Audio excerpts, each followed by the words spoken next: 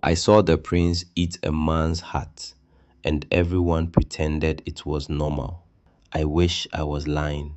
I wish it was just a story my grandmother used to scare me. But I was there. I carried the tray. This happened many years ago in my village in the north. We had a royal family. Not rich like you see on TV, just old power, old rules. People respected them because they feared them. The prince was called Sunny. He was not born wicked.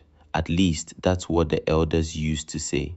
But by the time I was old enough to work in the palace, people avoided his eyes. Even the guards did not joke around him. I was 17 when I started working there. My job was simple: sweep the courtyard, carry water, serve food, keep quiet.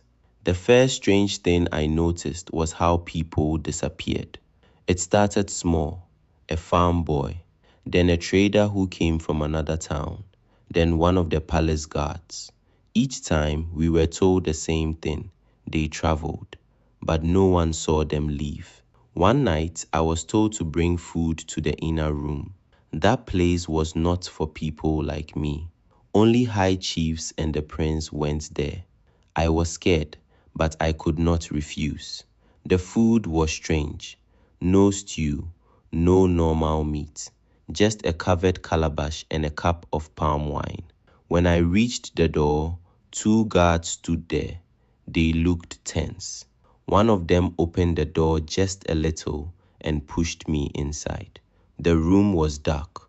Only a small oil lamp was burning. The prince was sitting on the floor. There was something in front of him. At first, I thought it was goat's meat. Then I saw the hand. It was a human hand. I froze. I could not move. I could not even breathe well. The prince looked up at me. His mouth was wet. His eyes were calm, like nothing was wrong. "Put it down," he said. My hands were shaking. I placed the tray on the floor. Then I looked to the side. There was a man lying there. His chest was open. That was when I knew the missing people did not travel. The prince picked up something from the calabash. It was dark and wet. He bit into it slowly. I turned my face, but I could still hear it. He chewed like it was normal food. "Look at me," he said. I didn't want to, but I did. "If you talk," he said quietly, "you will join him." I nodded fast. I felt like I would faint. He smiled a little. Not a happy smile, just something small and wrong. "Good. Now go." I ran. I did not sleep that night or the next. After that, I noticed more things. The prince was always strongest after someone disappeared. He looked healthier, brighter, like he was getting younger. The elders knew. I am sure they knew. One day, I heard two of them talking behind the palace wall. They said the prince had made a deal, that he needed fresh hearts to stay powerful, that if he stopped, something worse would happen to the whole village. So they let it continue. People started sending others away quietly: strangers, travelers, anyone no one would look for. But it did not stay that way.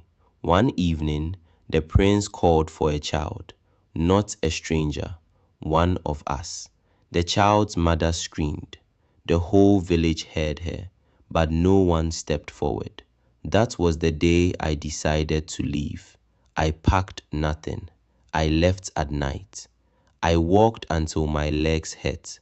Before I left the village, I turned back one last time. I saw lights from the palace, and I heard drums, slow, heavy, like a heartbeat. I have never gone back. People say that village is still there. They say the prince became king. They also say no one there grows old anymore. But sometimes, traveling